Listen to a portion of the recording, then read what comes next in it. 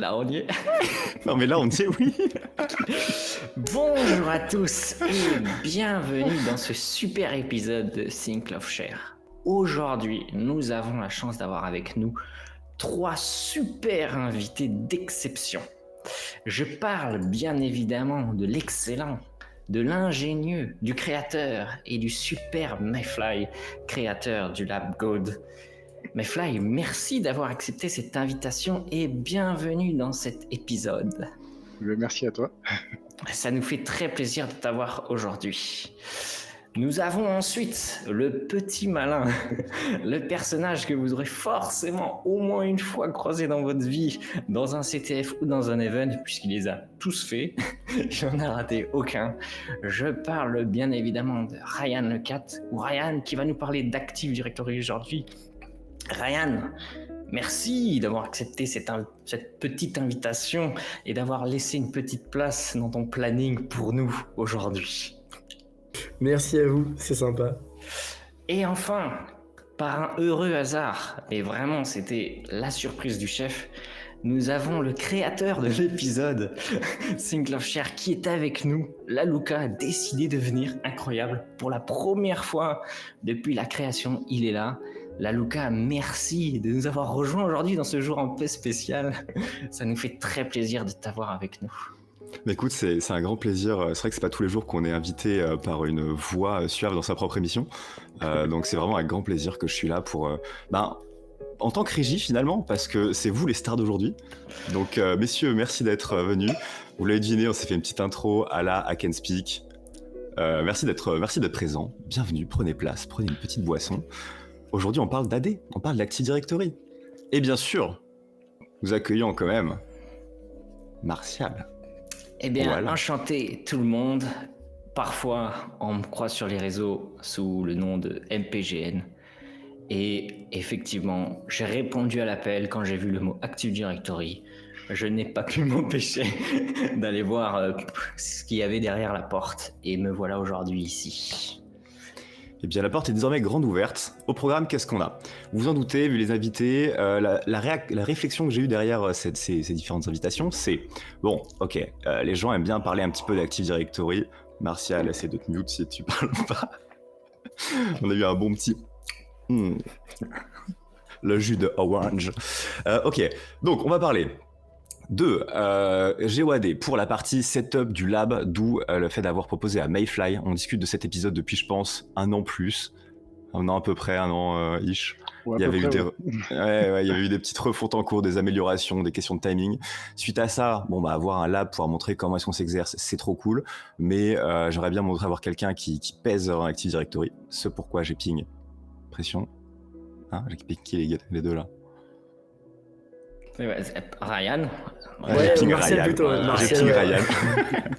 Donc j'ai ping Ryan pour avoir quelqu'un qui pulse, parce qu'à chaque fois j'adore tes write-up, et j'ai pris quelqu'un que je considère également comme senior de luxe, MPGN, à Martial, pour avoir le côté dev d'outils, maintainer, roadmap, même si j'aimerais bien savoir aussi où c'en est de l'histoire de la chasse de sujets, de CME qui devient NXE, etc.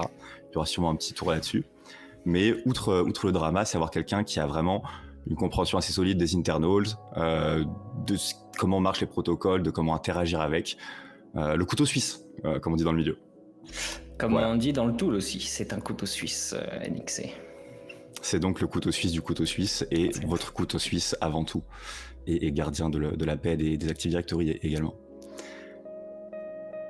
Comment on se fait ça ? Comment est-ce qu'on lance les choses ? Est-ce qu'il y a un petit peu de présentation ? Est-ce que vous voulez qu'on discute un peu ? Comment ça va ? Ouais, on peut discuter un peu avant de lancer, si vous voulez.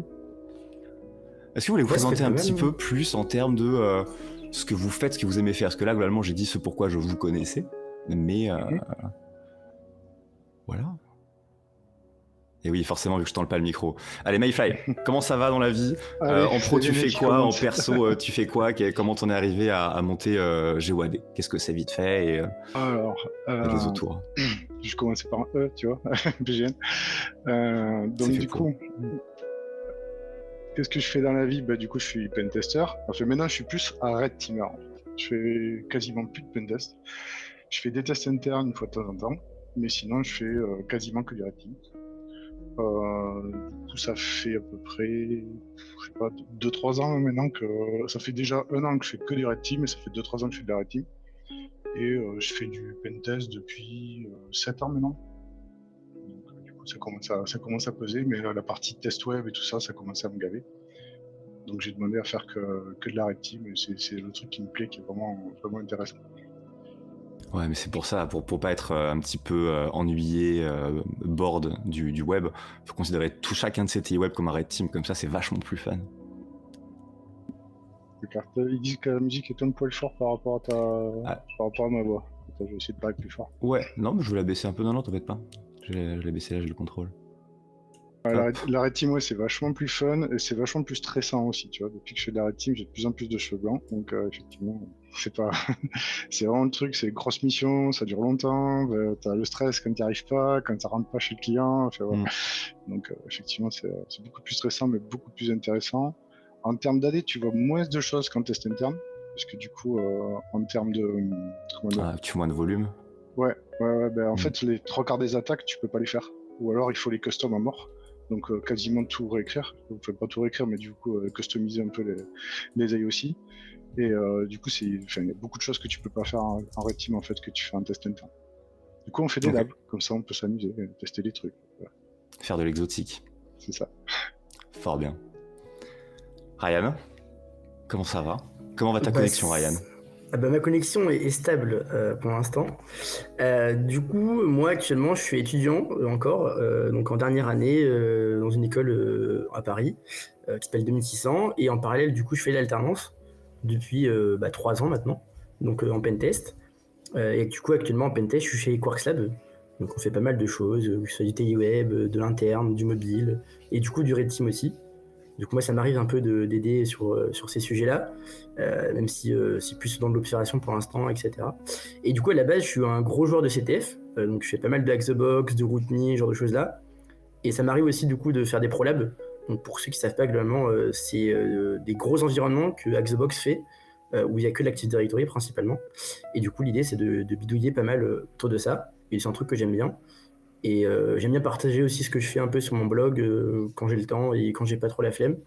Et quand il y a le hack qui arrive, j'essaie d'avoir le coin chaque année ou de gagner le workshop, même si bon, pour l'instant ça marche pas trop. Parce que Martial il me met des adversaires un peu compliqués chaque année en face de moi, donc c'est pas très simple. Mais voilà, et, globalement les sujets qui m'intéressent principalement, ça va être tout ce qui est du coup lié à l'Active Directory, d'où le fait que je sois là ce soir. Et après, je fais aussi pas mal de choses, mais on va dire que le gros de mes sujets, c'est l'Active Directory. Voilà. Est-ce que tu as le coin avec toi? Alors le coin, il est là. Bougez pas, je vais le chercher. Parce qu'il faut quand même flex un peu, sinon c'est pas drôle. Évidemment, tu dis, j'essaie d'avoir le coin, il y a des exercices difficiles. Je me demande si tu avais fait 2 fois deuxième. Dans ma tête, tu avais quand même fait un top 1 et un top 2, il me semble. Non, il a fait 2 fois deuxième. Ah, et tu en as quand même donné un? Il a eu un coin parce qu'en fait, il a fait Voilà, les il est là. rate-up. Il a fait les rate-up des workshops que je voulais pas faire. Du coup, pour cet investissement et cette pub gratos, je lui ai offert il a mérité son coin. Tu veux dire pour ses ressources de qualité proposées aux débutants? Exactement. Mais Ah, c'était un rate-up de qualité. Ouais. Donc, c'était un coin bien mérité. Fort bien. Et du coup, Martial, comment ça va? C'est quoi le taf en ce moment? C'est quoi les petits projets en ce moment? Ok, donc alors, je me présente pour ceux qui savent pas. Du coup, moi, je suis un grand passionné d'Active Directory. Comme Mayfly, j'ai fait beaucoup de pentest et j'ai fait pentester pendant 6 ans. Et au début, tout comme lui, je pense qu'on a tous un peu les mêmes carrières quand on commence pentester. Beaucoup de web, un peu de mobile. Et très rare, j'ai découvert l'Active Directory. Je dirais que c'est la 3e année que je faisais du pentest et avant je faisais vraiment que du web. Et un peu par hasard en plus, je suis tombé dessus. Et j'ai eu cette grande chance d'avoir quelqu'un de très fort avec moi qui m'a emmené dans un pentest Active Directory. Donc un interne, on appelle ça, on dit un pentest interne. Et il m'a montré tellement de choses que c'est d'ailleurs lui qui m'a montré tout ce qu'il y avait à savoir sur l'Active Directory. Et donc je suis plus ou moins tombé amoureux de ça. Et en fait, j'ai une petite différence avec Mayfly, parce que quand on fait du pentest, quand on est pentester, souvent il y a beaucoup de gens, ils font du web, mais après ils essayent d'aller faire du pentest interne. Et généralement, la suite logique, c'est ou bien tu deviens manager, parce que toi, tu as une affinité à la gestion de projet, ou tu veux gérer des gens, ou tu es trop nul, du coup, ils te mettent manager. Et ça, je suis désolé, c'est une réalité. Ouah, pas que, c'est aussi Pas une que, réalité. mais On te met pas quelque part si t'es trop nul. Par contre, que ce soit en techos ou manager, si on te met, c'est que voilà. on fait autre Mais chose. j'ai bien dit, il y a des gens qui ont des affinités pour gérer des gens, gérer une équipe, et qui sont bons là-dedans, et donc qui deviennent managers, ce qui est logique. Mais il y a aussi une autre pourcentage, voilà. Et sinon, un autre chemin, si tu veux pas devenir manager, c'est tu fais du red team, comme fait MyFly. Et ça, c'est vraiment un peu la voie royale qui se profile. C'est-à-dire que tu deviens tellement bon en Active Directory que tu veux passer le level au-dessus, c'est-à-dire ne pas te faire repérer, partir de zéro jusqu'à une compréhension web, jusqu'à une compréhension Active Directory, faire le chemin total, intrusion physique, etc.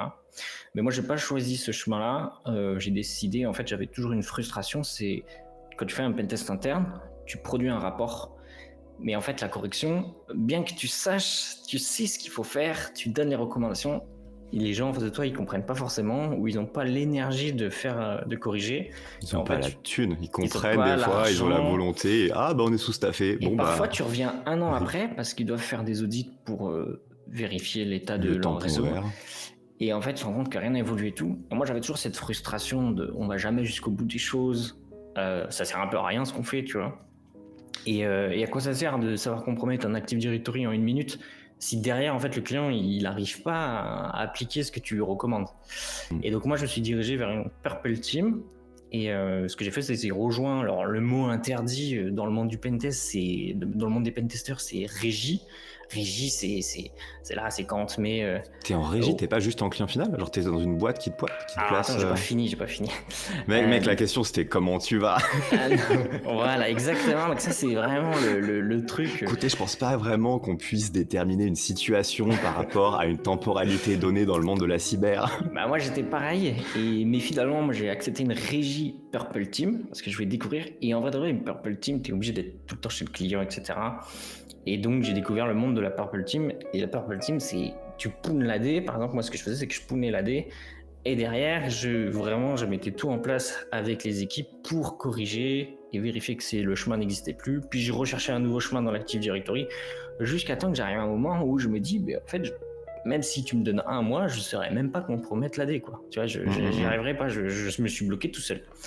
Et là, je me suis dit, là, c'est vraiment bien. C'était vraiment super. Et d'ailleurs, c'était à ITER, donc le projet qui a pour but de sauver la planète en créant la fusion nucléaire.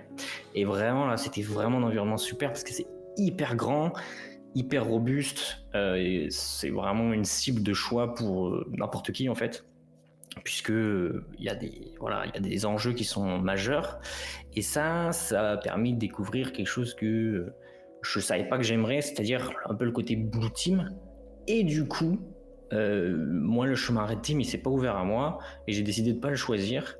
Et du coup, en fait, je suis parti en client final à Lucas pour justement vraiment avoir les choses de bout en bout, c'est-à-dire attaquer et défendre et aller jusqu'au bout des choses et vraiment quel plaisir quand tu trouves un chemin d'attaque, tu arrives à le mitiger, à l'ardonner et à savoir que ce n'est plus vulnérable, tu vois. Ça fait plaisir, par exemple, si tu commandes un audit. Donc tu aimes faire le taf qui a du sens, juste faire du suivi. T'es en client final, ça se passe bien. Mais il y en a qui aiment pas forcément. Moi, c'est quelque chose que j'aime beaucoup. Et c'est quelque chose que j'ai découvert. C'est-à-dire que c'est vraiment pas quand j'ai commencé le pentest que je me suis dit je vais faire ça. C'est vraiment le hasard d'être fatigué de faire du pentest. Ouais, t'as cheminé tranquillement jusqu'à d'accepter une régie par un peu parce que je me suis dit je m'ennuie un peu. Et là, j'ai découvert un peu la Blue Team, sauf que la Blue Team, je me suis rendu compte que je servais à rien dans le sens où j'avais plein de compétences d'attaque. Et si tu mets que en Blue Team, c'est ridicule. Donc, le RSSI à ITER, il m'a dit non mais en fait, me fais pas des tickets de SOC, etc. On s'en fout. Moi, je veux que tous les jours t'attaques. Par contre, si tu trouves quelque chose, je veux que tu accompagnes les équipes. Il m'a dit c'est ton seul rôle dans la vie, fais que ça toute la journée et je te paye pour ça. Et là, j'ai dit attends, c'est génial. Ça devait être pas mal marrant ça. C'était vraiment. Le problème, c'est que ça reste une régie, tu vois. Et finalement, tu es quand même bloqué dans ta régie, tu sais que c'est dans un temps limité, etc. Et du coup, tu peux pas voir sur le futur, sur 2 ans, sur 3 ans, parce que tu sais pas dans 6 mois, en fait, il sera toujours. Et donc, du coup, moi, j'ai décidé de rejoindre un client final, ce qui faisait du sens par rapport à la continuité de ce que je faisais. Et donc, voilà. Et donc, ça fait plusieurs années que je m'éclate. Et que je fais... Alors, le client que j'ai rejoint, j'ai veillé à ce qu'il y ait un Active Directory quand j'arrive. Tu vois, Ah bah quand même. tout de même. Et je me suis vraiment bien amusé et c'était super. Et je pense qu'on a fait des super choses. Et quel plaisir aussi d'avoir le temps de faire les choses. Par exemple, pour harden un Active Directory, ça prend beaucoup plus de temps que ce qu'on ne pense, parce que même moi, j'aurais pensé. Ça prend du temps, en fait, de mettre les choses en place parce qu'il y a une prod qui tourne dessus, tu vois. Et donc là, dans ce qu'on va voir aujourd'hui, les attaques AD, des trucs mais tout bêtes, juste tu trouves un compte par exemple que le username, son mot de passe, c'est le nom d'username, tu vois, username égale mot de passe, ça tu le trouves en 2 secondes, mais le client pour par exemple corriger ce compte là et changer le mot de passe, des migrations qui vont te prendre 2 mois parce que tout repose dessus, mais même des fois 6 mois en fait. Et donc des choses qui te paraissent hyper simples en tant qu'auditeur peuvent être un casse-tête en fait quand tu es côté blue team, on va dire. Yep. Et mais moi, c'est des puzzles que j'aime bien solve. Je te propose quand même un petit temps mort. On est 4 ce soir. On a un sujet, je pense, qui est assez long et assez volumineux pour le truc qu'on aimerait couvrir. Commençons le setup. Il y aura forcément des petits temps morts à un moment où on pourra rebreaker un peu. Mais sinon, je pense qu'on va être chaud en timing. Du coup, a priori, ce qui ferait sens serait de commencer par Mayfly, petite presse GOAD plus... Tu dis God, tu dis GOAD? Je dis pas en fait. je dis God en fait. Mais parce que c'est mon tool. Mais en fait les gens ils disent GOAD, mais peu importe en fait. Le nom, c'est pas très grave. Ok. Attends. Du coup je vais faire mon screen là. Ouais, au pire, tu l'appelles le tool de l'OCD, tu vois. T'appelles le tool de CD, ça marche aussi. Ouais, le tool de CD. Alors ouais, alors d'OCD, oui, on va dire que déjà il est GPL, donc il est à tout le monde. Ça c'est important. Et puis après, concernant OCD, c'est vrai qu'ils m'ont pas mal accompagné sur le sujet. À l'époque, je me souviens, c'était en 2020 par là, quand j'ai commencé à créer la première version. On avait, mais je crois que j'en ai parlé dans le podcast d'MPGN justement, il y avait 0 logon qui sortait, on n'avait rien pour tester, et du coup je suis allé toper mon manager, j'ai dit bon, on n'a rien pour tester, le truc apparemment ça craint, ça peut planter l'AD. T'as les premiers scripts 0 logon qui sont sortis qui faisaient que la partie wipe de clé, remote DOS, ou ABC sync mais sans le restore. Tu vois l'idée, donc fallait qu'on le POC, donc évidemment tu montes des labs et tout ça, ça te prend un temps monstrueux, et du coup je suis allé le trouver, j'ai dit bon, j'ai des compétences Ansible de mon ancienne vie où je faisais du DevOps avant, des compétences Vagrant, etc. Je sais faire ça, je sais monter des trucs en automatique sous Linux. Sous Windows, je sais pas du tout faire, mais à la limite, je peux apprendre. Je pense qu'il y a des trucs pour le faire, et du coup, il m'a dit vas-y, feu. Du coup, j'ai beaucoup démarré quand même sur mon temps perso, beaucoup le soir. On va dire GoAD, il y a 90% perso, 10% fait sur le temps d'OCD, sur l'ensemble du temps du projet. Donc on abordera forcément le point de pourquoi est-ce que ça reste adossé un peu à OCD, pourquoi ce choix. Peut-être pas en premier sujet, on va commencer sur la technique, mais forcément ça soulève des questions. Et du coup, il y a quand même un peu une part du temps qui est chez eux, et le projet est en GPL. Du coup, ils m'ont laissé le sortir en GPL, ce qui fait qu'en fait, il est à tout le monde. Du coup, j'ai sorti... Attends, est-ce que tu es OK pour que je balance ton écran? Comme je t'avais dit, je balancerai jamais ton écran en casque. Ok, je croyais que tu avais déjà encore balancé. Première slide, allez, je l'envoie. C'était première slide, je me suis dit que c'est peut-être la petite empo, ça restait approprié, mais... Non, vas-y, balance l'écran. Donc, c'est une presse que j'avais fait en interne aux collègues de Toulouse. J'ai pas encore eu le temps de le faire à ceux d'OCD, donc s'il y en a qui écoutent, ils l'auront en avant-première. Du coup, j'ai sorti la V3 il y a pas longtemps. Et c'est aussi pour ça que je t'avais délégué le podcast, parce que j'étais en train de taffer dessus et je t'avais dit non, pas tout de suite, attends, j'ai pas fini, j'ai pas fait la V3 encore, j'ai pas fini, elle est pas bon, elle est encore en bêta. On a un milieu de gens matrixés. Non, attends, il manque ça à faire. Non, attends, ça fait une semaine que je reporte une release Ubuntu 24 qui arrive. Il y a Reset Token qui devrait arriver d'ici quelques temps, mais en fait ça fait pareil 6 mois, 1 an qu'on parle de l'outil parce que oui trop bien, plein de trucs à montrer, oui mais attends il y a peut-être un gros rewrite, mais il y a tel conf, il y a eu aussi des recherches de Misu sur du front qui devrait arriver, oui on fait ça, Mais je veux quand même... Ah attends, j'ai ressoulevé une pierre, donc maintenant il y a 4 CVE de Voilà, plus, c'est donc ça. on reprend 3 mois dans la vue. Ah non. Non, mais ouais, c'est l'idée. Bon, là, j'étais en train de taper dessus, j'y ai passé quelques minutes dessus, donc je me suis dit, bah, on va attendre que ça soit fini quand même. Surtout Normal. que, en termes d'évol, elle était plutôt intéressante. Du coup, j'ai sorti la V1, je crois que c'était en 2020, ça fait quelques années. La V1, c'était tout simple. Il y avait 2 DC qui étaient synchro, justement pour tester Zero Logon à l'époque, en plus, donc pour faire du DC tout DC. Et avec un serveur à côté. Il y avait du share, du responder, un peu de SREPROS, Kerberos, vraiment les trucs basiques de l'AD, mais on va dire c'était la base du projet, quoi. Et il y avait que Vagrant, VirtualBox, Ansible en termes de techno, et c'était tout, quoi. Je veux dire, c'était vraiment hyper basique. Du coup, après, j'ai bossé sur la V2. Alors, la V2 qui a duré, on va dire que c'est celle que tout le monde connaît, en fait. En fait, tout le monde, les gens qui ont utilisé God, c'est celle qu'ils ont utilisée. Du coup, c'est celle qui présente 4 labs. Donc, il y a le lab GoAD, qui est le lab sur le thème de Game of Thrones, parce que j'aimais bien la série. Je trouvais que l'univers était suffisamment vaste, en fait, en termes de groupes, de personnages, de relations entre les personnages pour pouvoir lancer le truc. D'ailleurs, je me suis posé la question après coup. Au début, j'ai créé avec les personnages de GoAD, enfin de Game of Thrones, pardon. Et je me suis dit, merde, en termes de droit, comment ça se passe? Parce que pour moi, T'en c'était as un qui ont eu truc des perso, problèmes si pour tu veux. moins que ça. Ouais, voilà, Ouais, je me ouais. suis pas du tout posé la question à l'époque, et puis bon, je sortis le truc en mode YOLO, et puis après, je me suis dit, merde, et c'est d'ailleurs pour ça que Ninja Hacker Academy s'appelait pas du tout Ninja Hacker Academy à la base, quoi. Le lab NHA, c'était le lab Aderuto, avec les personnages de Naruto.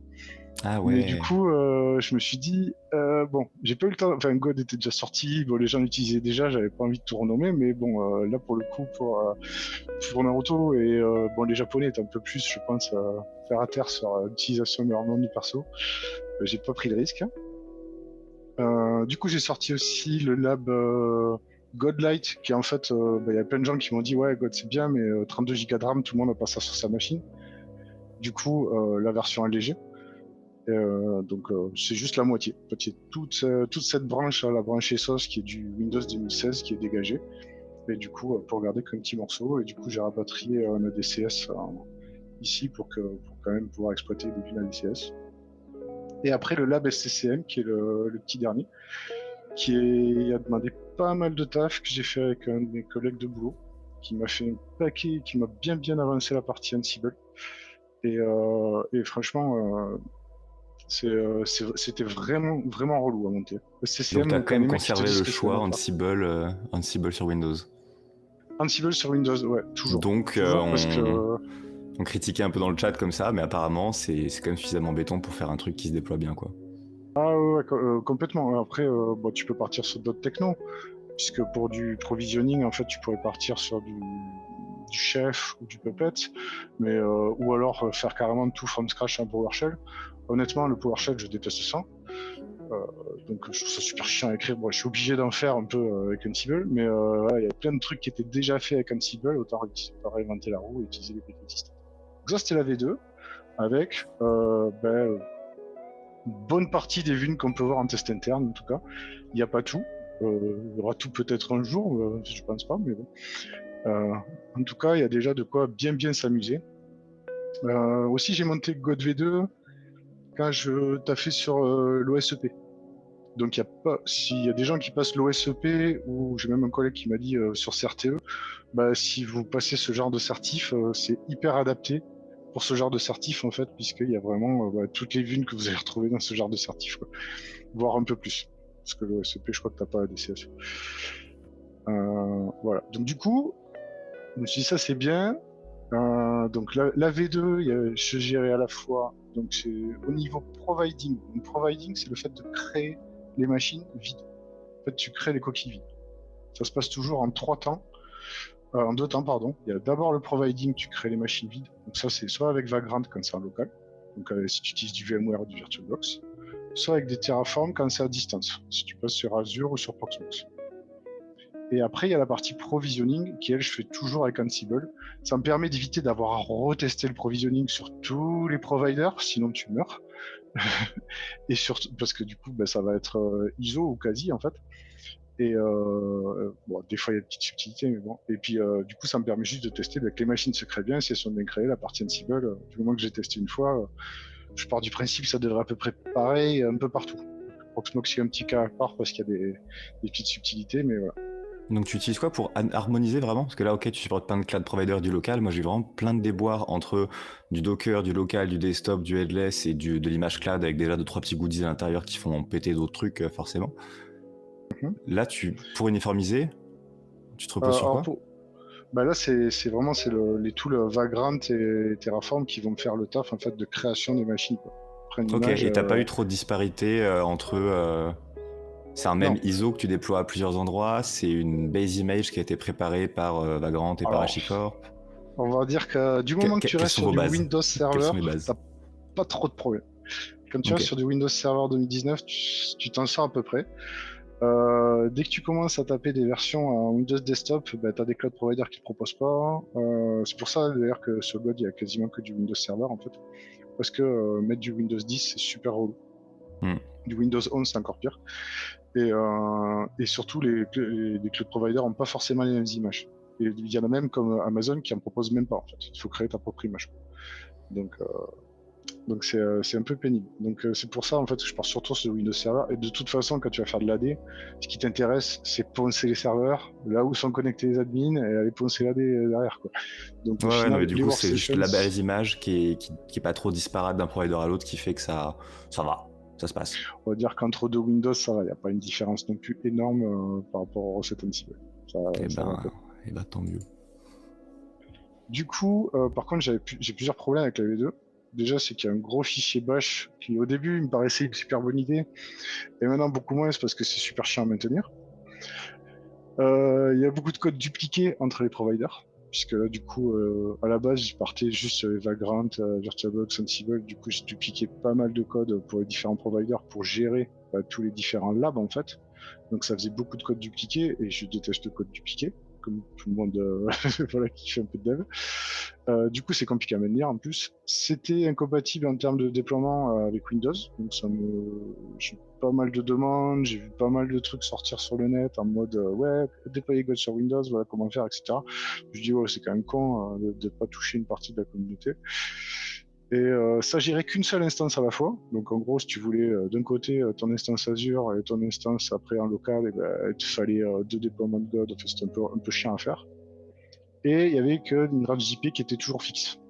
Donc c'était un peu relou. Si tu voulais avoir à la fois, moi j'avais le besoin en tout cas d'avoir un lab sur VirtualBox, un autre lab sur VMware et d'avoir les deux en parallèle.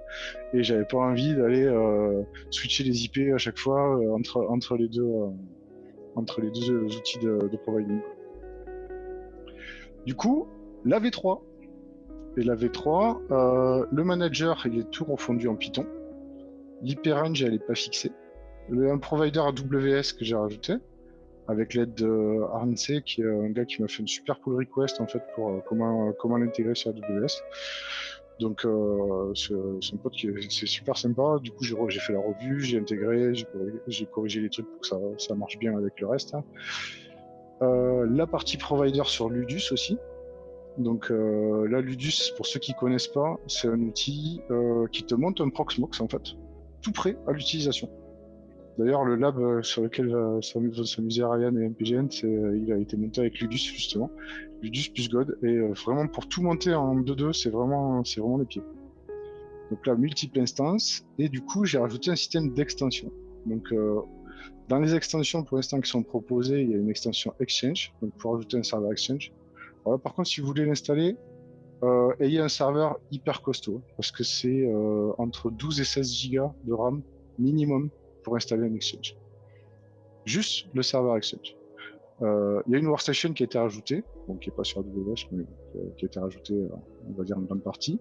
Un ELK pour le suivi des logs, c'était ce qu'il y avait déjà sur l'autre, mais là, du coup, c'est rajouté en extension. Et Wazoo, du coup, si tu veux rajouter un EDR. EDR open source, qui est ce qui est, mais il a le mérite d'être open source. Et du coup, ça donne ça. Au niveau de la V3, il y a Ludus que je considère comme un tool de providing puisque c'est lui qui va tout créer. Et du coup, qui lui tourne sur du Proxmox derrière. Et donc toujours pareil, sauf que là il y a AWS en plus, et toujours ça tourne sur de l'Ansible au final. Et ça donne ça, en fait, si tu déploies tout avec toutes les extensions. Donc tu as GoAD, mais en plus tu rajoutes un Exchange, et en plus tu rajoutes une Workstation qui est un petit peu Ardenet d'ailleurs, et un Wazoo et un ELK pour suivre un peu tout ça.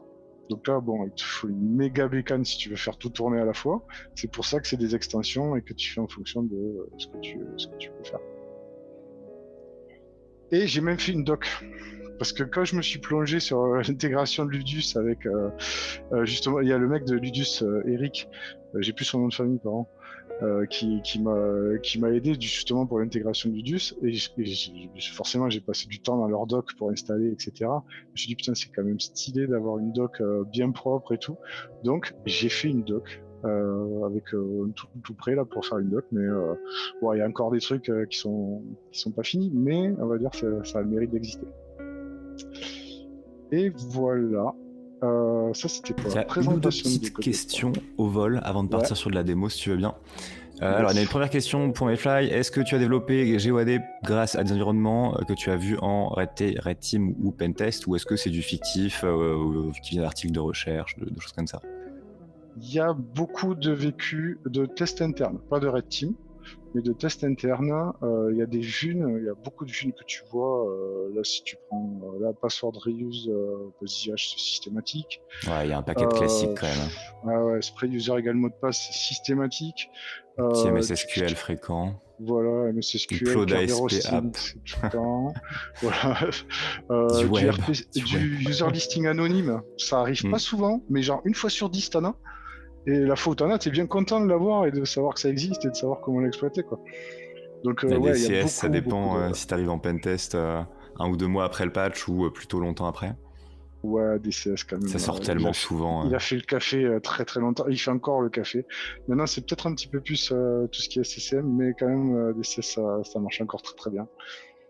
Right. Voilà, donc, est-ce qu'il y a eu des tentatives de mise en place du lab sur libvirt et KVM et ou KVM? Alors, pas du tout. Mais il y a un ticket, il y a une issue qui a été ouverte là-dessus. Et c'est pas forcément très compliqué à mettre en œuvre de ce que j'ai lu, puisque c'est compatible Vagrant. Il y a des images qui existent. J'ai envie de te dire, ça, 2 petites classes Python et ça devrait pouvoir se gérer. Ouais, mais juste ça c'est la implémenter théorie, un nouveau la provider. pratique. Voilà, la pratique c'est qu'il faut le mettre en place, donc il faut y passer quelques temps. J'en ai pas l'utilité perso, donc forcément je suis pas pressé, mais ça serait une bonne idée quand même, ne serait-ce que pour ceux qui utilisent ça. Comment ça se passe la gestion des licences côté Windows? Est-ce qu'il y a du KMS? Est-ce qu'il y a du TPM? Comment faire la magie? Il y a que dalle. La licence, il y a que dalle. Écoutez, vous l'utilisez et prison, illégal, instant. Non, alors c'est pas du tout illégal, puisque c'est que des versions d'essai de Windows. C'est des versions d'essai de 180 jours. C'est aussi pour ça que j'ai automatisé, parce que je voulais pas remonter un lab tous les 180 jours ou passer sur toutes les machines pour réactiver la version d'essai. Donc en gros, au bout de 180 jours, tu traches ton lab, tu le recrées, et puis c'est une version d'essai. Vu que c'est automatisé, tu l'as tant que tu veux, quoi. C'est rigolo, j'ai fait pareil pour mon OS, vu qu'il était pas stable, j'ai fait en sorte de pouvoir le redéployer vite. Vu le nombre de vulnes que tu as mis dans GeoAD, est-ce que tu aurais créé une mind map ou quelque chose comme ça pour pouvoir voir les différents chemins d'attaque? Je présume que oui, et potentiellement on le couvre dans la démo, je pense. Nidal, je te vois, je le connais. Ça triche gentiment. Une mind map, alors... évidemment. C'est pas du write-up et tout, libvirt KVM... Moi, je me permets, du coup, pour les NoPack, tu as fait quoi? Tu as désinstallé le patch? Tu es allé chercher Non. l'AKB et... Alors, pas du tout. C'est des versions qui sont super vieilles. Ouais. Il y a un truc qui est sorti il y a pas très longtemps, justement, où tu pouvais rétro patch, on va dire, des Windows. C'est un truc que je vais regarder. Mais pour l'instant, la partie NoPack, en fait, elle est dans la partie ESOS. En fait, là, tu as du Windows 2019. Et là, tu as du Windows 2016 non up-to-date. Donc la plupart des vieilles Est-ce que tu peux zoomer, s'il te plaît? Ouais. Toi, tu connaissais schéma par cœur, je n'en doute pas. Pour nous, c'est un poil loin. Les images sont un peu dégueu, la qualité, mais la partie ESOS, du coup, tu as 2 serveurs qui sont Mirin et Bravos. Et ben du coup, ça c'est du Windows Server 2016, mais vraiment en vieille version, quoi. C'est des versions qui datent de 2017-2018 par là, quoi. Et du coup, tu as toutes les vues du monde dessus. Et dès le début de Ansible, quand je les lance, je bloque les mises à jour dessus. Et du coup, comme ça, elle reste une à vie. Ok. 180 jours. Ah, fais du gaffe, coup, il y a un jour, il y aura plus les images disponibles sur le cloud. Faut penser à les sortir, Alors, elles en sont dur. sur Vagrant, et l'avantage de Vagrant, quand même, c'est qu'ils les gardent extrêmement longtemps. Je sais pas qu'est-ce qu'ils ont comme système de stockage, mais ils les gardent hyper longtemps. Et vu que c'est des images qui sont, du coup, pas trop mal téléchargées, ils les suppriment pas, en fait, pour l'instant. Ouais, tant que c'est Peut-être utilisé. qu'un jour, ça changera. Alors, oula, ça rame pour afficher la mindmap, dis donc. Donc là, en fait, si t'as en 2016, ça veut dire que t'as sur la même machine MS17, NoPack, Print Nightmare, Zero Logon. Attends, on va te faire la liste. Ouais. C'est tombé, il y a une mindmap pour trouver ça. Sauf que mon PC Bah, rame de ouf le avec le pauvre serveur 2016. Ah, avec le setup de stream là, t'as 5-6 flux vidéo en même temps. Là, ça.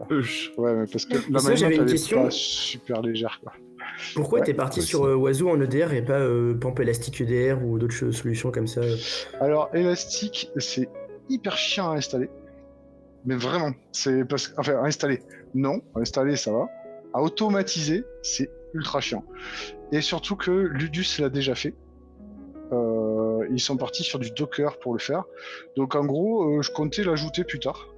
Je comptais récupérer en gros leur conteneur Docker, vu que c'est pareil, ils sont sur de l'open source, et l'intégrer dans GoAD directement. Mais sinon, tu l'installes sur Ludus et puis tu rajoutes leur module et puis ça devrait le faire, quoi.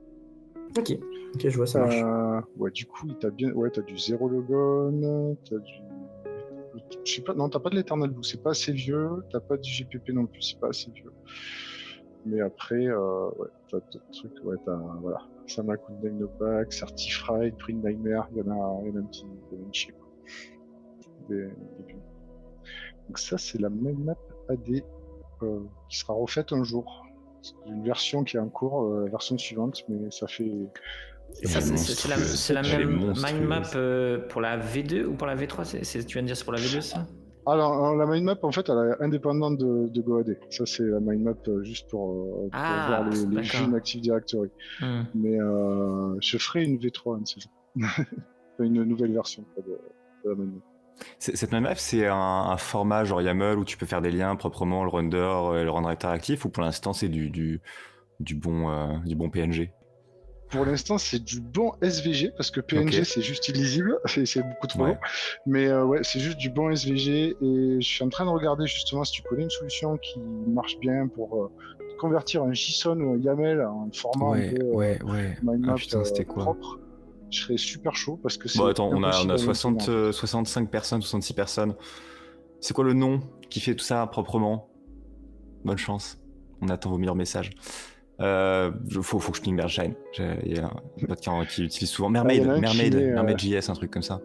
Mermaid.js. Attends, après, Mermaid, c'est surtout du Markdown. C'est une sorte de format Markdown que tu peux transformer en graphe, mais je pense pas que ça conviendrait exactement à une mindmap, parce que les liens ils sont assez particuliers. En vrai, ce sera un taf trop relou, en fait. Je pense avec tout le contenu qu'il y a. Genre, j'ai déjà fait des schémas si gros sur Mermaid, tu t'y retrouves pas trop, en fait, à force. Il y a moyen. Non, bah, il va falloir faire un Bloodhound, hein. Après, sinon, si t'arrives à automatiser du Mermaid pour le faire à la main, pourquoi pas, tu vois, mais... moi, j'ai commencé à la refaire sur Draw.io, et ça prend juste 1000 ans à faire. Et c'est vraiment pénible, et c'est impossible à maintenir, en fait. Donc, je vais juste la jeter et refaire d'un autre format, parce que c'est pas possible. Parce que pour l'instant, on est d'accord que tu fais full YAML et ça fait des graphes. Pour l'instant, tu utilises Xmine, c'est ça, hein? Ouais, pour l'instant, c'est Xmine, mais d'ailleurs, Xmine a évolué. Et du coup, même si tu reprends le Xmine de quand je l'avais sorti et que tu l'essayes de réouvrir, c'est tout pété. Parce qu'ils ont tout changé. En fait, il y a des trucs des features qui sont pas assez payantes. Et du coup, je vais lâcher Xmine. Parce que voilà. La plupart des trucs, si tu veux pouvoir l'utiliser, faut payer. Donc, c'est contraire. Après, t'as une solution incroyable. Tu prends un stagiaire et il la refait à ta place. C'est une bonne idée, ça. C'est pas mal aussi, ouais. Ben, j'en ai un que tu connais d'ailleurs. C'est un collègue à moi, c'est le stagiaire d'un collègue à moi, mais du coup, je vais voir avec lui, ouais. Voilà, du coup, je sais pas si tu veux que j'aille un peu plus loin au niveau technique sur comment ça marche, qu'est-ce qu'il y a dedans, Montrer comment on pas serait, de- déjà, en tant que user, toi, pour le déployer là, c'est quoi les petites commandes qui vont bien, c'est quoi le petit Ouais. setup d'install, process d'install, vraiment le Alors, GOAD non. 101. Normalement, quand tu arrives comme ça, quand tu veux déployer, en fait, tu as quelques options. Donc, tu choisis, en fait, donc fais comme s'il y avait rien, comme s'il y avait aucune instance. En fait, tu vas pouvoir faire un check selon le truc que tu vas définir. Donc là, tu vas choisir ton lab. Donc tu vas faire set lab et tu vas choisir, je sais pas moi, CCM. Donc ça change de lab, ça te met CCM. Tu vas choisir ton provider. Du coup, le provider, ben, là, alors, j'ai pas encore fait des trucs qu'il va chercher en fonction de ce qui est installé sur ta machine et tout. Faut pas déconner non plus, le mec, il est capable quand même d'aller choisir le provider qui va sur sa machine. Donc, je sais pas, par exemple, tu mets VMware, VirtualBox, pardon. Alors, après, il y a la provisioning méthode. Ça, c'est un vrai bordel. Ça, normalement, t'as pas y touché. J'ai fait plusieurs méthodes de provisioning parce que soit tu choisis de le faire tourner en local. Local, c'est-à-dire que tu vas tourner sur ta propre instance Python. Donc, ça veut dire que tu as installé les dépendances Ansible sur ton instance Python. Soit tu le fais tourner dans un Docker, donc la partie Ansible va se jouer dans le Docker en fait.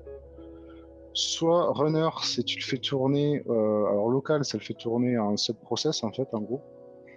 Et runner, ça le fait tourner avec Ansible Runner, qui tourne vraiment directement. En fait, en gros, ça va pas te faire trop de différence entre ça et ça. Ça va tourner dans ton environnement en Python, mais moi je trouvais ça sympa de le jouer avec Ansible Runner éventuellement. Du coup, je l'ai pas mis. Enfin, c'est pas dans les options que tu choisis, dans les docs, etc. Ça, c'est des trucs qui sont en dessous. Et du coup, Et avec Runner, VM, c'est la stabilité, avec Docker, avec Runner, c'est le beau jeu, et avec Docker, c'est la stabilité. non, le mieux c'est Non, de le faire local. tourner en local. Local, c'est très bien. Ça va te faire du sub-process pour Ansible. C'est un peu dégueulasse, mais ça marche très bien. Ok. Et après, il y a le mode VM que j'ai surtout fait pour Windows, en fait, qui va te créer une VM qui va faire le provisioning Ansible, en fait. Puisque sur Windows, Ansible ne marche pas. Il n'est pas compatible Ansible. Donc il faut forcément, à un moment donné, un environnement Linux pour faire tourner Ansible pour provisionner tes machines. Voilà. Vu que quand tu fais du Docker dans Windows, globalement, tu as une VM, autant faire juste une VM, c'est propre, ça tourne. Voilà. Donc là, tu as ta VM en même temps que ton lab, c'est une VM qui s'appelle provisioning, etc.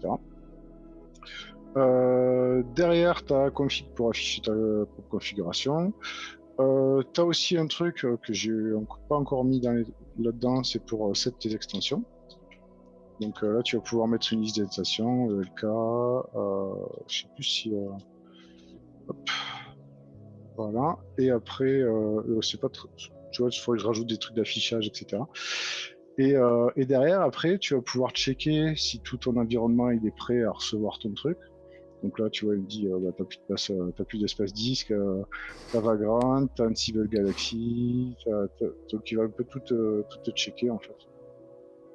Savoir s'il est prêt, tu vois, il voit qu'il y a des box manage. Donc je sens que ça galère bien. Je vais pas lancer parce que sinon, vu Non, comment sinon ça ton galère PC avec il le va stream, s'envoler. mon Tu PC sais va que mourir. de mon côté, j'ai la régie et ça me dit un peu à quel point vous êtes galère en soit réseau, soit CPU. Bon, bah, on va pas lancer une VM de plus. Hein. Voilà. Et du coup, après, du coup, tu fais install quand c'est prêt et ça va te lancer ton installation. Donc là, ça va te dire, tu as choisi tous les settings que tu as choisi en fait. D'ailleurs, j'ai oublié de parler de l'IP range. Donc là, en fait, tu vas lui dire sur quel range d'IP tu veux te mettre. Donc là, mettons, tu peux le changer. En fait, c'est le range d'IP qui va normalement se créer. Alors avec VirtualBox, il se crée tout seul. Avec VMware, il vaut mieux que tu les crées avant, parce que sinon, Vagrant, il galère avec. Il n'arrive pas à lui faire créer des ranges d'IP. Donc ça, il faut que j'ajoute dans la doc aussi. Et du coup, ouais, tu lances ton install. Hop. Et derrière, il va te dire, enfin, si tu mets oui, il va te lancer toute ton installation. Et une fois que ton installation est faite, Si tu vas, là, mettons dans mon lab SCCM, là, tu fais un status, il va te dire l'état de ton lab. Donc ça te dit, là déjà, tu as un tableau récapitulatif avec tous tes labs. Donc là, j'ai un God Mini en local. Alors God Mini, c'est nouveau, je l'ai créé juste pour faire des tests Windows, parce que ma machine, pour faire des tests Windows, j'ai pris une vieille machine qui a que 16 Go de RAM. Et du coup, j'arrivais pas à lancer God dessus, ça éclatait. Donc en fait, j'ai pris juste le DC principal et voilà, c'est God Mini, ça permet de lancer un God avec un seul DC. Et c'est tout, t'as qu'une machine, un DC. Donc j'ai pas encore documenté ni rien. Godlight, ça c'est installé Azure. FedGod, ça c'est un truc pour. J'avais besoin d'un truc avec un domaine federated, mais ça sortira pas. Ça c'est juste pour du perso. J'avais besoin de faire des tests avec de l'Azure AD et un domaine federated, monter un ADFS et compagnie. Du coup j'ai sorti ça. Mais vu qu'il te faut un Azure et qu'il te faut un compte Azure, etc., tu peux pas sortir ça en public. Le vagrant status, il meurt. La machine, elle va. Mais au final, je te coupe un peu, mais t'as réussi à automatiser la partie justement déploiement d'une infra fédérée comme ça avec Azure et tout Non, je l'ai fait à la main. En fait, en gros, j'ai déployé mon lab sur Azure directement, et après, je suis allé créer à la main mon AD Connect sur mon lab et ajouter mon ADFS, l'installer et le synchroniser. Je l'ai pas encore fait en automatisé. Peut-être qu'un jour je le ferai, mais ça aussi, c'est bien un enfer à monter. Et Après, en vrai, pour le coup, ADFS est de moins en moins utilisé, donc en vrai, c'est une discussion galère pour. Je dirais pas ça. Hein. Sur les Red Team, je crois que c'est quasiment 100% du temps que je vois de l'ADFS. Ouais, mais surtout sur des gros SI, je pense, et c'est voué à disparaître parce que Microsoft ne veut pas forcément. Enfin, c'est pas dans leur objectif de le garder à terme, quoi. Mais je vois l'idée, mais après, vu la galère que c'est, je comprends que t'as pas forcément envie de bosser dessus, quoi. C'est clair. Ouais, c'est un peu chiant à faire. Donc bon, pour l'instant, je le fais à la main. Et bon, c'est pas prêt de sortir. En tout cas, si c'est fait, le temps de monter tout, c'est super chiant après de tester tous les playbooks Ansible, les vérifier.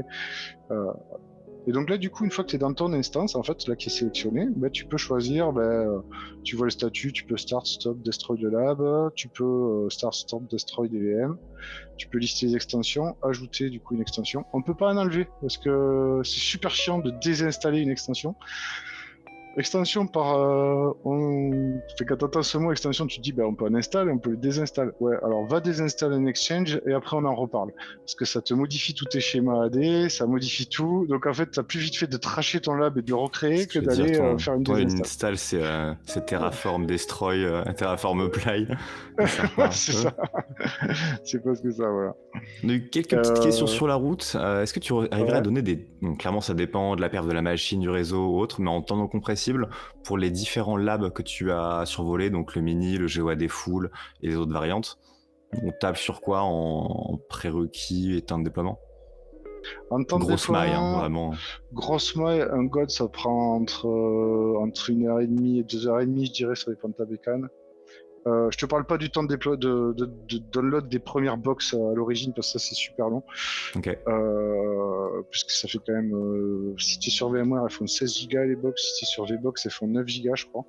Après, moi je conseille de faire tourner, dédicace à MPGN là-dessus, je conseille de le faire tourner sur VMware, parce qu'en termes de consommation de RAM, ça n'a rien à voir. Et mais ouais, donc on va dire aux alentours de 2 heures pour déployer God, et sur SCCM t'en as pour plus de 3 heures, je pense. C'est super long SCCM, parce que déjà t'as tout un bloc qui est l'installation de SCCM, enfin de MECM, pardon, puisque ça a changé de nom, et ça prend au moins, il y a une tâche, elle prend au moins 1 heure. Et c'est la tâche où tu serres les fesses, parce que c'est là, s'il y a plante, tu peux recommencer à zéro, parce que c'est que ça va pas du tout marcher.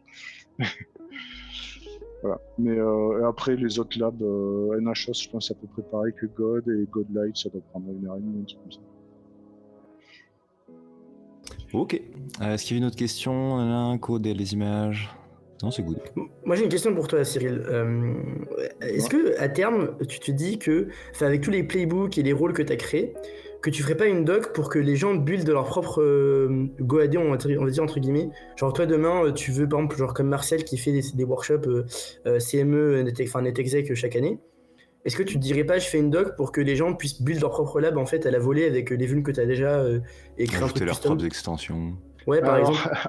alors en fait, il faudrait que je fasse la doc, mais alors je sais pas si c'est assez zoomé, si on voit ou pas. Ouais, c'est good. Ouais, C'est good. Ouais, c'est Ça va. bon. Oh, si je zoome un peu plus, on verra. Parfait. En fait, non, ça va là-dessus. Hop. parce que je me souviens on en avait parlé rapidement, mais je sais pas au final si ça a été documenté, etc. Donc en fait, je ne l'ai pas documenté. Mais en fait, si tu prends GoAD, tout est monté quasiment à partir du fichier config.json. En gros, j'ai quasiment tout mis là-dedans et c'est là où tu as toutes les infos. Enfin, il y a quelques trucs, je mens, il y a quand même des trucs à côté. Mais je vais t'expliquer. En gros, tu as un gros fichier, un gros JSON avec un objet lab qui contient deux choses. D'un côté des hosts et de l'autre côté les domaines. Les hosts, tu définis tous tes différents hostnames, quoi. Donc là, par exemple, tu as King's Landing, tu as le mot de passe de King's Landing, etc. Donc là, pour le coup, pour le mot de passe, je me suis pas fait chier, c'est tout en clair. Ça, je me suis pas embêté, sachant que Ouah, ça a tu l'air l'installes en vulnérable. local. Ça va. Voilà. C'est fait pour. C'est censé être vulnérable. Donc tu définis qui est administrateur, qui est remote user, quel script tu veux jouer en plus, si tu veux rajouter des scripts. Genre, si tu veux pas te faire chier, tu veux jouer des scripts PowerShell, tu les ajoutes ici. Tu mets tes scripts, tu les renseignes ici sur la machine sur laquelle tu veux les jouer. Quand tu vas refaire ton provisioning sur le playbook vulnerabilities, il va te jouer tes scripts. Est-ce que Des tu n'aurais pas vunes, genre recodé Ansible avec au passage les init scripts de Windows, littéralement? T'as fait ton vrai rappeur. non. Ouais, j'ai fait mes petits trucs. J'ai fait ma sauce comme je l'entendais en fait. Mais Ouais, c'est petits possible utiles. que j'ai remonté la roue sur certains trucs. Tu vois. Du coup, ouais, j'ai mis tout un ensemble de groupes de vulnerability et security avec des variables. Et là, pareil, donc tu as les différents hostnames. Là, tu vois, par exemple, sur le domaine North, bon, il y a des trucs. À terme, tous les scripts, je voulais les dégager, les transformer en recette Ansible. J'ai pas eu le temps de le faire pour tout. Mais à terme, ils vont tous dégager parce que ça fait des trucs en dur et j'aime pas les trucs en dur, je préfère les trucs génériques. Et du coup, qu'est-ce qu'il y a d'autre après? Ouais, du truc pour copier des fichiers en automatique. Donc là, tu peux très bien rajouter des fichiers. Là, tu lui dis, je veux poser des fichiers dans mon lab.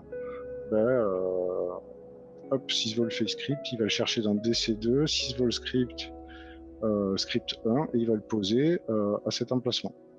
Et en gros, juste en rajoutant ici des entrées et rajoutant des fichiers correspondants ici, je pourrais rajouter des fichiers dans le lab sans me faire chier, quoi. En fait, si tu prends le temps de comprendre comment fonctionne le JSON derrière, bon, il faut peut-être un petit peu de temps pour comprendre comment il marche. En fait, ça va hyper vite d'aller modifier, rajouter ou créer un nouveau lab. En fait. Un achat, il n'est pas tant de temps que ça à créer. Voilà. Donc, Et y a tout est-ce que tu as ça documenté le fait d'ajouter pour le coup, parce que là c'est plus sur la partie avec de l'existant, Ouais. mais le fait d'ajouter des vulnes, genre je sais pas, demain t'as une nouvelle CVE qui sort, genre une OPAC V2, j'en sais rien, je dis n'importe Ouais. quoi. Est-ce que c'est la création du rôle ou du playbook Ansible, tu l'as documenté ou pas du tout Non, mais en vrai, ça reste de l'Ansible classique. En gros, Ok. t'as tes rôles. Alors, June.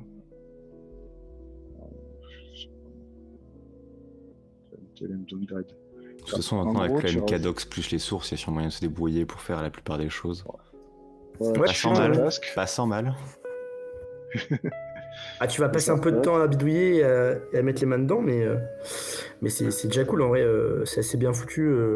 Et en vrai, c'est assez structuré pour le fait que, pour que tu puisses te débrouiller tout seul, je pense, de ton Ouais, côté. rajouter des trucs, c'est pas très très compliqué en fait. Rajouter des nouvelles vues, c'est pas hyper compliqué. Monter un nouveau lab, c'est un peu chiant parce qu'il faut bien suivre la structure. Encore qu'en soi, ça va. Et puis après, là, il y a toute la partie Python pour les providers, etc. aussi. Mais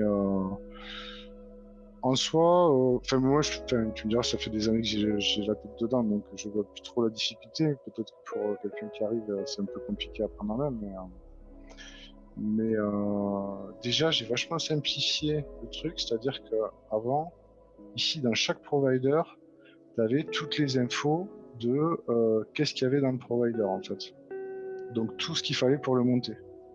Et maintenant, genre tu prends le provider AWS, ben là tu as juste les machines. Tu as juste à définir tes machines, tu suis ce format, et en fait tout le reste, il est fait dans la V3 là, il est fait dans le template provider. Et là, tu as tout le contenu de qu'est-ce qu'il faut faire, parce que c'est pas juste définir des machines, faire un Terraform qui va te déployer un truc sur AWS, il faut définir les networks, il faut définir... t'as tout plein de trucs à charger, en fait. Et là, pareil, sur le Azure, tu vois, là, c'est là que tu as tout le cœur, et c'est là où j'ai dit que j'ai arrêté la duplication de code, c'est que tout est des templates maintenant, et tes templates, ils vont te créer un workspace qui correspond à ton instance de lab. Donc en gros, si je prends mon SCCM VMware, en fait, ben, du coup, mon background file, il a été copié ici, avec mes box, etc., pour mon lab. Donc Ok, en je gros, vois. voilà, j'ai transformé pas mal de trucs sous forme de template pour éviter la duplication. Et ça m'évite surtout, là, pour chaque lab, de devoir aller modifier le provider dans chacun des labs quand j'ai un changement à faire. Et question, Voilà. Ouais. toute la V3 là et le fait d'avoir tout templété, essayer de reformater le truc assez propre, ça t'a pris combien de temps au final C'était une bonne question. Ça m'a pris quelques nuits, beaucoup de nuits. Ça m'a pris, je sais pas, on va dire 2-3 mois, mais c'est par intermittence, tu vois. C'est toujours pareil. Il y a un moment où tu es un peu plus chaud et le soir tu vas t'y mettre un peu tout le soir. Et il y a des moments où tu es un peu fatigué et t'as pas envie. Et ce soir-là, bah, tu laisses tomber, tu feras demain. Ok, je vois. Ça me régale de joie de me dire que ce lab qui est voulu vulnérable est sûrement plus structuré, plus infra as code, plus reproductible et sûrement plus fiable qu'un bon nombre d'infras sur lesquels on est passé. Ça me... Ouais, il faudrait quand même ça m'apporte de la joie. pas mal de sécu, mais bon. Non, mais justement, c'est pas fait pour être là et durci, mais c'est beau. On a des beaux jeux. On a des beaux jeux en sécu. Mais en vrai, si tu regardes la partie extension, parce que du coup, je voulais que les extensions soient indépendantes des labs. Si tu regardes la partie extension, hop, il y a toute une structure. Je sais plus ce que je veux dire.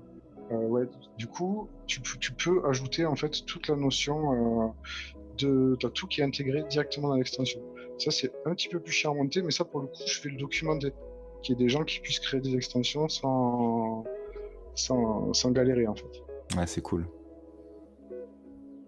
Et donc par exemple, si t'as un fou qui se décide de faire une extension à DFS, bon bah il va galérer, mais au moins il aura quand même des pistes, quoi. Ouais, il va galérer, mais et du coup, tu vois, par exemple, dans l'extraction WS01, voilà, tu as une install qui se repose sur des trucs qui sont déjà dans le GoAD, mais il y a des choses qui sont rajoutées en termes de sécu sur celui-là.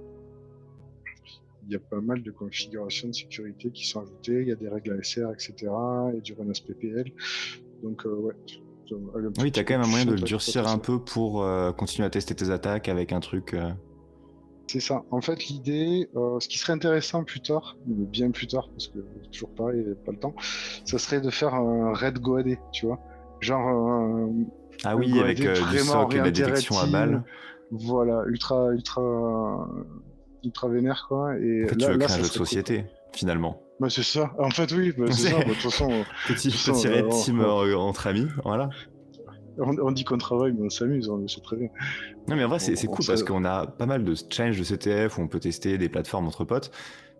Dès où on demande explicitement d'être un peu discret pour pas faire sonner des alarmes qui sont pas les mêmes à chaque fois. Il y a un côté rejouabilité, c'est pas mal. Hein. Il y a XCT qui a essayé de faire ça avec sa plateforme, la VunLab. En gros, il a monté 3 gros labs où justement tu as une partie détection avec un salon Discord où il balance les alertes qu'il a. Okay. Et en vrai, ça marche plutôt bien. Mais le problème, c'est que bon, c'est un CTF, donc en fait, si tu l'utilises en interne, par exemple, pour former des juniors qui veulent se former sur la partie Red Team et tout, bon, c'est pas forcément le plus utilisable. Alors qu'effectivement, avoir un GoAD Red Team, tu as un petit junior qui débarque, qui te dit moi je vais commencer la Red Team, comment ça marche, tu lui passes le lab et il commence à faire joujou, même pour du maldev, des trucs comme ça. Je pense que ça peut être vraiment, vraiment cool. Ça évite de remonter un lab à chaque fois avec un EDR ou quoi. Maldev, tu as quand même la nécessité de l'avoir en local parce que tant que ta payload elle remonte sur un système de tracking, d'analyse automatique, c'est plié. Ouais, mais tu sais, tu pourrais mettre en place le fait de désactiver Internet, des trucs comme ça, une fois que tu l'as déployé, par exemple, sur VMware ou... Ouais. Après, il y a déjà des test En suites vrai- comme ça qui passent ton milliard dans 15 EDR différents. Mais tu sais, c'est pas pareil parce je que c'est pas intégré à de l'AD. Tu vois, des fois, il y a des attaques, typiquement, tu fais tester des attaques et genre, je sais pas, CrowdStrike, tu peux voir s'il va détecter la dump NDDS, tu vois. Mais avec ce genre de CI/CD qui va balancer dans des différents EDR une charge quota, bah, c'est pas vraiment pareil, quoi. T'as pas toute la partie contextuelle, environnement, tout ça. Le grid.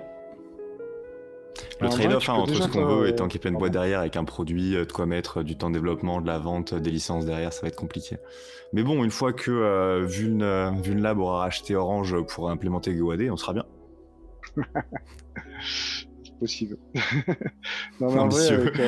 avec GoAD, tu peux déjà faire pas mal de tests de Red Team. Vu que tu as déjà les vues en fait, à dispo, bah, l'idée c'est que tu te rajoutes derrière ta détection et puis tu peux faire tes tests. Hein.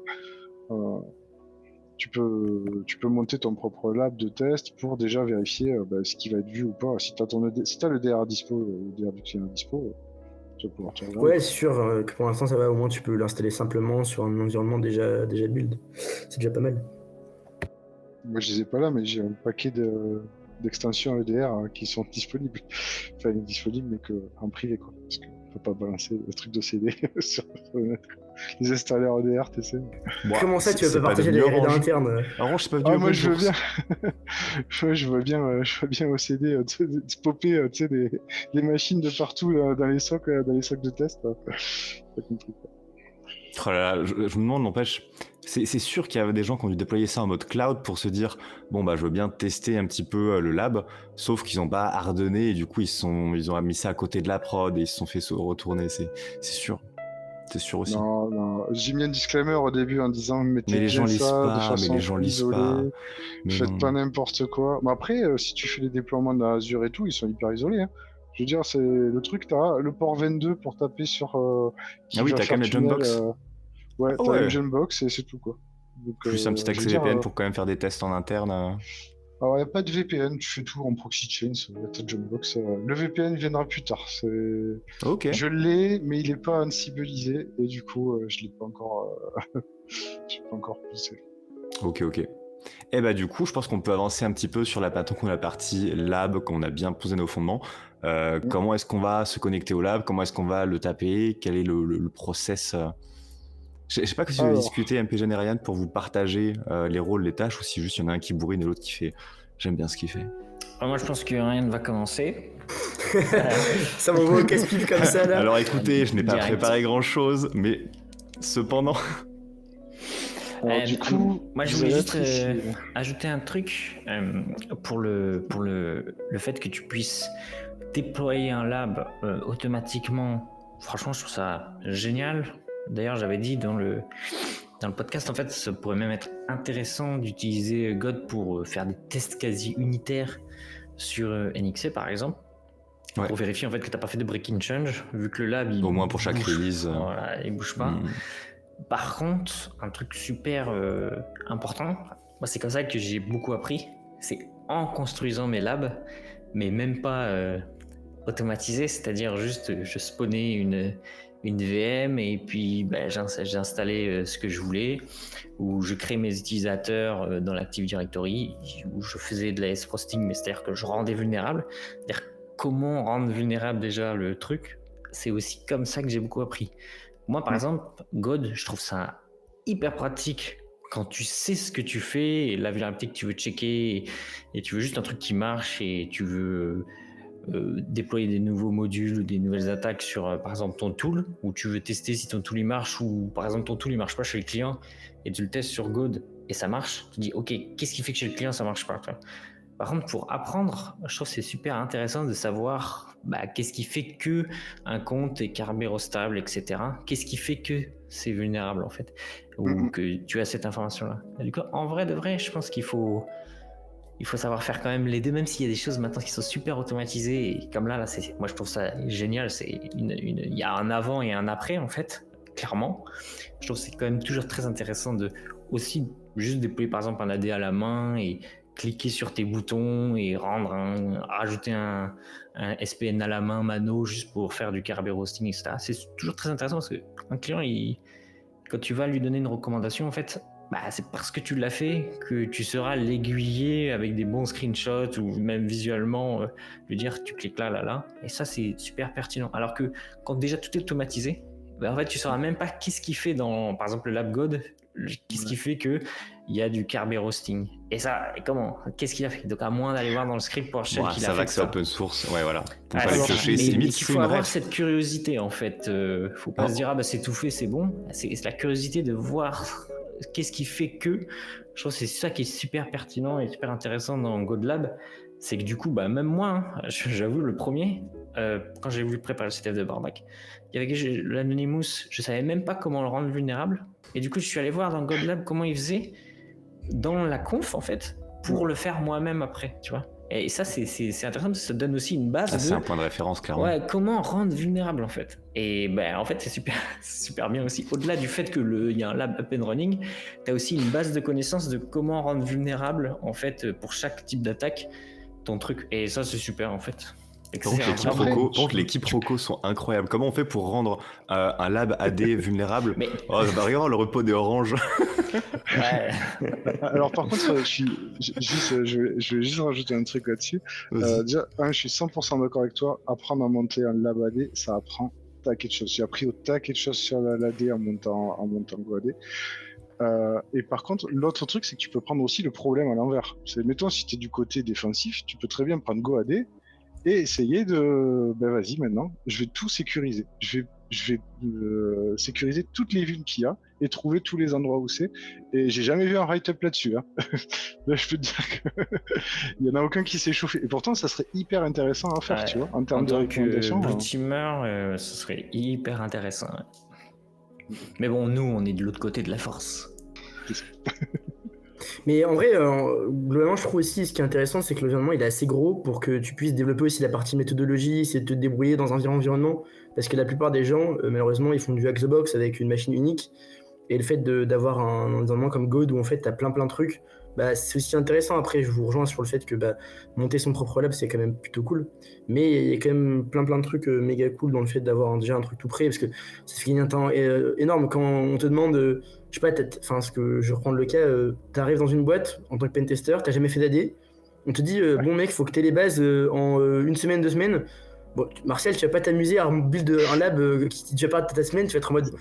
Ton tuteur il va te dire t'as appris quoi? Il va te dire j'ai pu configurer de la self-hosting, les gars, franchement, c'est plutôt pas mal.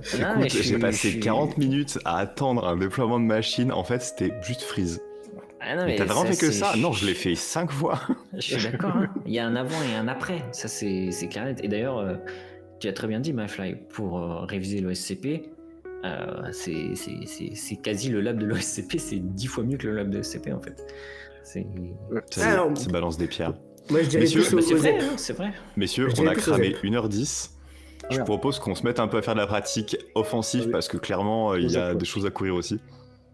Je vais remis nos faciès si vous voulez enchaîner un petit peu sur le côté partage d'écran.